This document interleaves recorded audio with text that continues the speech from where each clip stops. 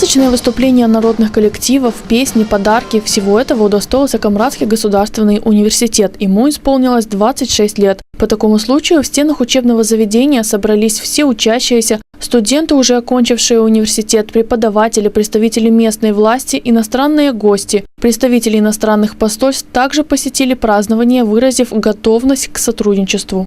Для нас очень важно, чтобы наши университеты сотрудничали. И с этой целью мы организуем в следующую неделю, 14 февраля, поездку представителей нашего посольства, которые будут в Камраде, в вашем университете, давать информацию о возможностях учебы в Венгрии. Поддержка немецкого языка и в Молдове, и в Гагаузии, в том числе нашим лекторам от германской службы по обменам вузов в Кишиневе, это для нас очень важно. Также важно дальнейшее развитие контактов молдавских университетов с немецкими и с европейскими учеными и университетами, как, например, рабочая встреча, состоявшаяся в Бельцах в начале февраля по теме e-learning. Со словами поздравления, адресованными преподавателям и студентам, выступил примар города Камрад. Университет в нашем городе – это не просто университет, это и экономическая составляющая, и все, что есть в нашем городе позитивно, это наш университет.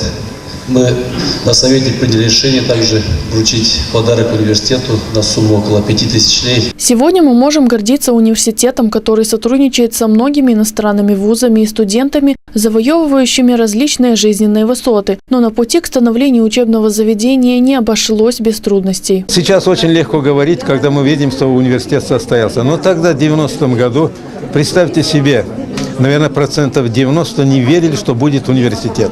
Подписи, которые есть сегодня в музее, там нет подписи нашей интеллигенции. Наши учителя совершенно не верили, что это будет. Мало того, руководство Гагаузии тоже не верили, что это будет в меньшинстве. Особенными поздравлениями в честь праздника отличились студенты, для которых, как они сообщили, университет стал вторым домом. Мы хотим поздравить университет с его 26-летием. Пожелать университету процветания, чтобы больший поток студентов сюда прибыл, чтобы студенты стали более активными. Ведь студенческая жизнь – это запоминается на всю жизнь. Я желаю нашему университету, конечно же, только процветания, почаще и побольше даже встречать хороших студентов. Я безумно рада, что поступила именно в этот университет и никуда не уехала, так как этот университет стал для меня вторым домом.